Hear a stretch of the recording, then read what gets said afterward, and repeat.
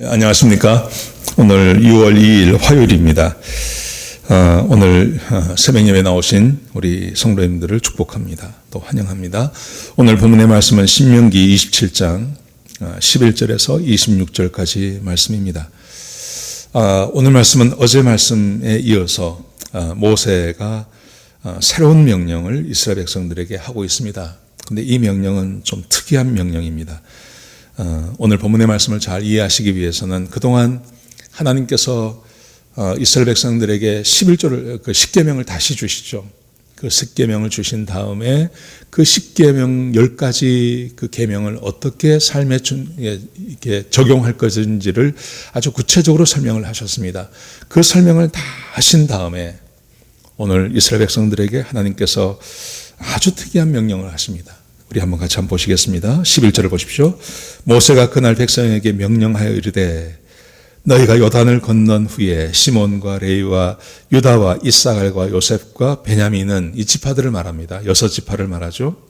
이 지파는 백성을 축복하기 위하여 그리심산에 서고, 그리심산과 에발산은 두 개의 언덕 같은 것입니다. 이렇게 언덕 두 개가 마주보고 있습니다. 그 중간에 이렇게 계곡이 있고요. 아주 이렇게 높지도 않은 낮은 그런 계곡이라고 그럽니다. 백성을 축복하기 위해서 6 지파는 그리심산에 서고 13절 보십시오. 르벤과 갓과 아셀과 스브론과 단과 납달리 지파는 이들은 저주하기 위하여 에발산에 서고, 오늘 27장 이 본문의 말씀부터 28장 말씀까지 보시면 하나님께서 복과 저주에 대해서 말씀하십니다. 이렇게 하면 복을 주고 이렇게 하면 저주하겠다. 하나님께서 그동안 여러 번 말씀하셨지만 이것을 아주 집중적으로 말씀하십니다. 오늘 특별히 오늘 본문의 말씀은 저주에 대해서 말씀하십니다. 저주. 자, 에발산에 서서 이렇게 말하라는 것입니다. 자, 14절을 보십시오.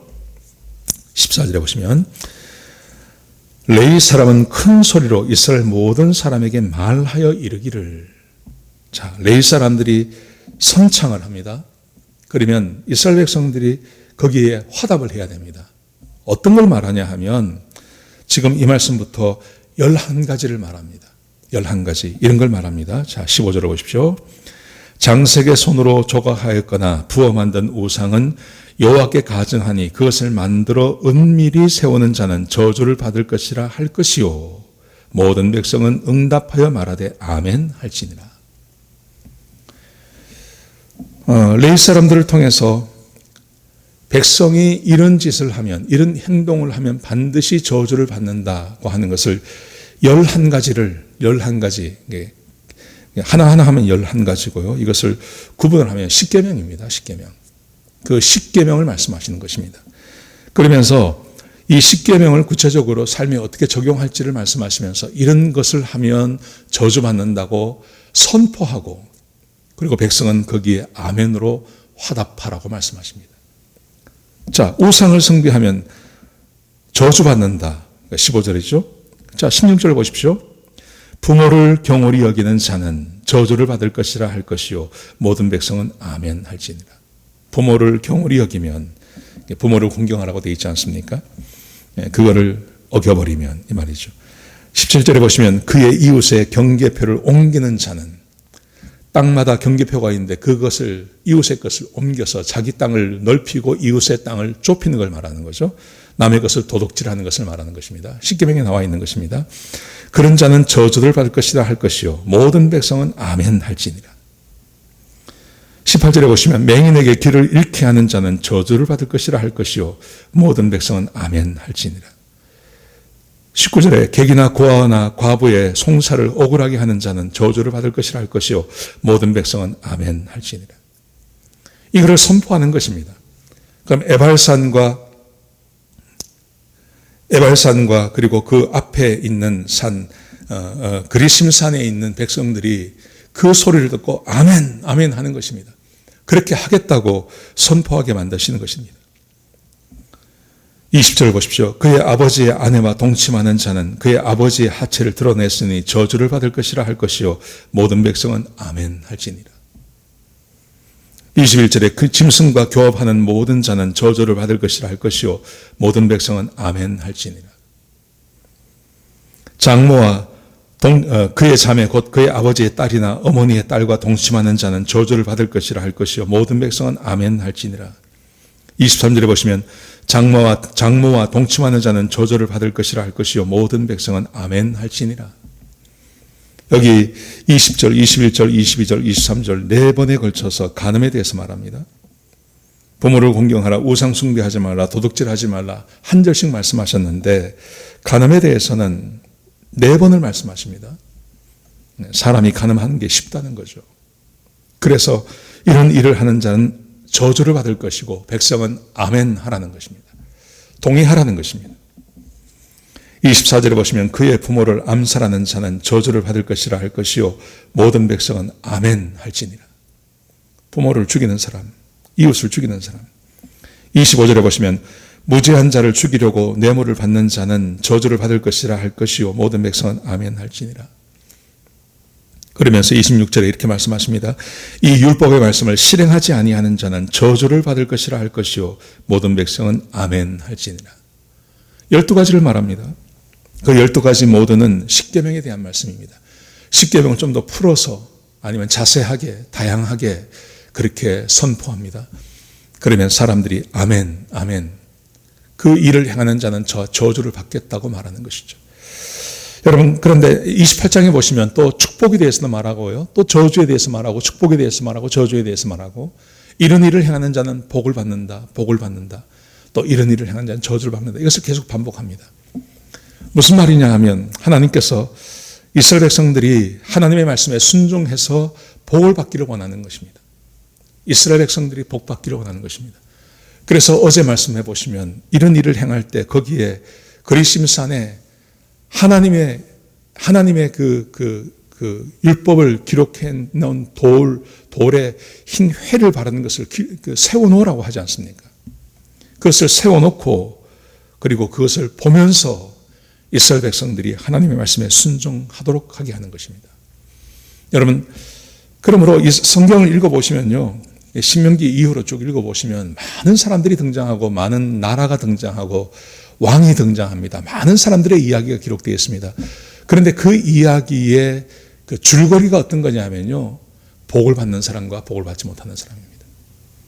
하나님의 말씀에 순종해서 복을 받은 사람 다윗, 하나님의 말씀에 순종하지 않아서 저주받은 사람 사울, 하나님의 말씀에 순종해서 복을 받은 에스더, 그리고 그 하나님의 사람들을 그 괴롭힌 하만, 하나님의 말씀에 순종했던 사람 느헤미야의 이야기, 하나님의 말씀에 순종했던 에스겔에 대한 이야기, 하나님의 말씀에 순종하지 않았던 그 수많은 왕들에 대한 이야기, 그 모든 이야기가 하나님의 말씀에 순종해서 복을 받았냐, 하나님의 말씀에 순종하지 않아서 복을 받지 않았냐, 그 이야기입니다. 여러분, 하나님께서 지금 우리에게 뭘 요구하실 것 같아요? 하나님께서 저와 여러분을 왜 구원하셨습니까? 우리가 거룩하기 때문에 구원한 게 아닙니다. 우리를 구원하신 목적은 거룩하게 살라고요. 하나님의 말씀에 순종하며 살라고 하나님께서 저와 여러분을 구원하신 것입니다. 구약의 이야기를 다 들어보십시오. 구약의 결론이 뭐냐 하면 이스라엘 백성들이 하나님의 말씀에 순종하지 않는 겁니다. 그래서 항상 고난받고 어려움받고 그들이 하나님의 저주 가운데 살아간 것입니다. 그 이야기가 모든 성경 가운데 다 기록되어져 있습니다. 그런데 그 말씀 가운데 보시면 이런 말씀이 있습니다. 예를 들어서 요엘서에 보시면 요엘서 2장 28절에 보시면 그 후에 내가 내 영을 만민에게 부어주리니. 요엘 시대도 이스라엘 백성들이 하나님의 말씀에 얼마나 순종하지 않았는지 모릅니다. 아주 절망적인 시대였습니다. 근데 그 절망적인 시대 가운데 하나님께서 자기 백성들을 축복하지 아니하시고 축복할 수가 없어서 그들에게 저주가 임하게 하셨습니다. 그런데 그 암울한 시대 가운데 하나님께서 소망을 말씀하십니다. 그 소망이 바로 이런 것입니다. 그 후에 어떤 날이 지나고 나면 내가 내 영을, 성령을 말하죠.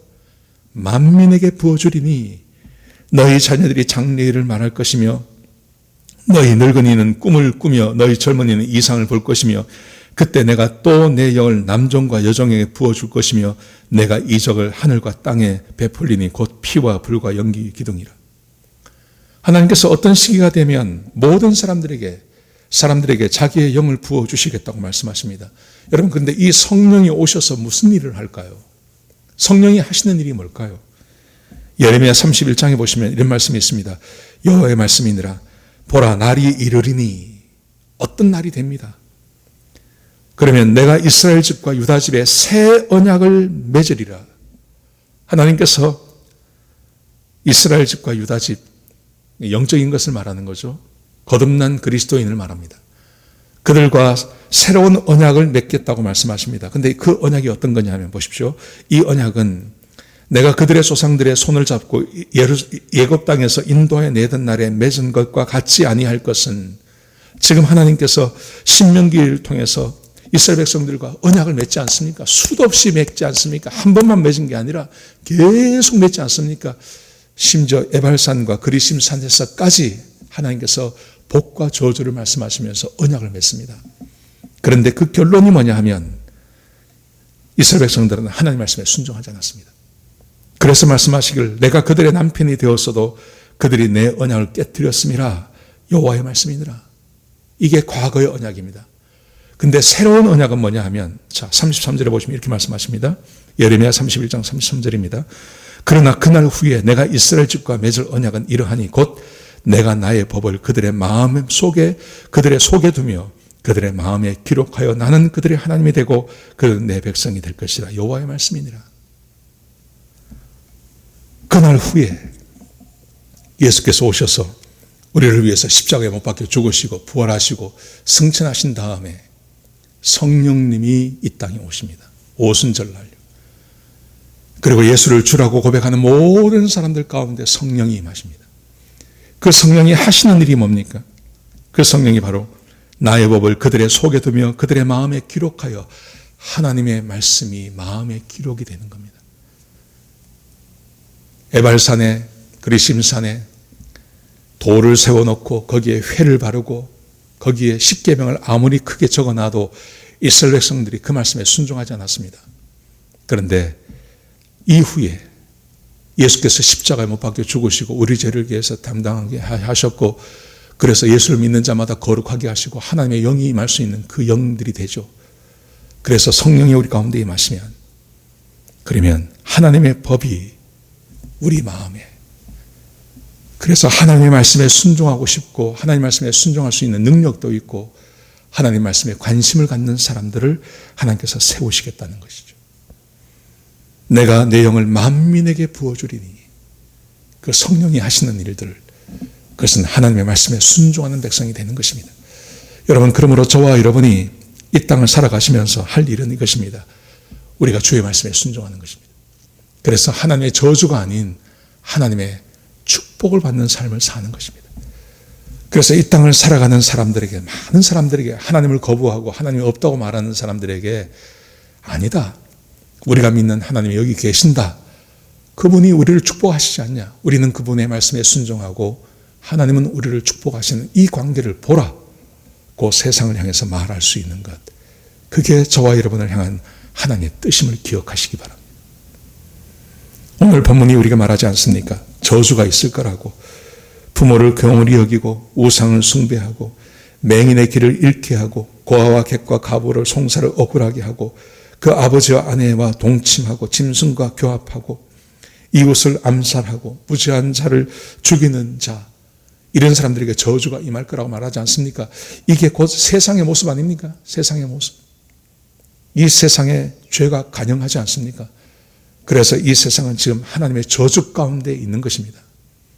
그런데 이 저주 가운데 있는 이 세상 가운데 하나님의 백성들이 하나님의 말씀에 순종함으로 하나님의 저주가 아닌 하나님의 복을 받는 은혜. 그래서 이 어두운 세상 가운데 하나님이 여기 계시다고 보여줄 수 있는 그리스도인의 삶, 그게 저와 여러분이 해야 할 일이고 우리 교회가 해야 할 일인 것입니다. 오늘 이 말씀 기억하시면서 하루를 내가 예수 믿고 구원받고 내 안에 성령이 계시다는 것을 기억하시기 바랍니다. 나는 얼마든지 하나님 말씀에 순종할 수 있는 자라는 것을 기억하시기 바랍니다. 그래서 하나님 말씀에 순종해서 하나님의 복을 받으십시오. 하나님의 은혜를 경험하십시오. 하나님의 평강케 하시고 하나님의 인애를 경험하십시오. 하나님의 그 번성케 하는 복을 누리시기 바랍니다. 우리가 한번 기도하시겠습니다. 하나님, 귀한 말씀 주셔서 감사합니다. 아버지 하나님, 이스라엘 백성들이 에발산에다가 그리심산에다가 거기에 큰 돌에 회치를 하고 거기에 성경을 기록하지만 그들은 하나님 말씀에 순종하지 못했습니다. 그래서 저주 가운데 있었습니다. 아버지, 그러나 지금 우리에게는 성령님이 오셔서 하나님의 말씀이 우리 마음에 기록되어지고 하나님 말씀을 지키고 싶은 마음도 생기고 그렇게 할 수 있는 능력도 생기고 그렇습니다. 하나님, 주의 백성들이 하나님 말씀에 순종할 때 약속하신 복을 내려주옵소서.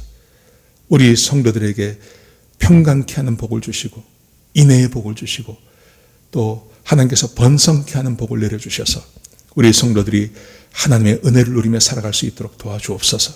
그래서 이 세상에서 이 어두운 세상 가운데 하나님이 살아계시다는 것을 보여주는 그런 귀하고 복된 교회가 되게 하시고 우리 성도들이 되게 하여 주옵소서. 하나님의 은혜가 함께하는 복된 삶이 오늘 하루가 될 수 있도록 역사하여 주옵소서. 주님 감사합니다. 예수님의 귀하신 이름으로 간절히 기도드렸습니다. 아멘.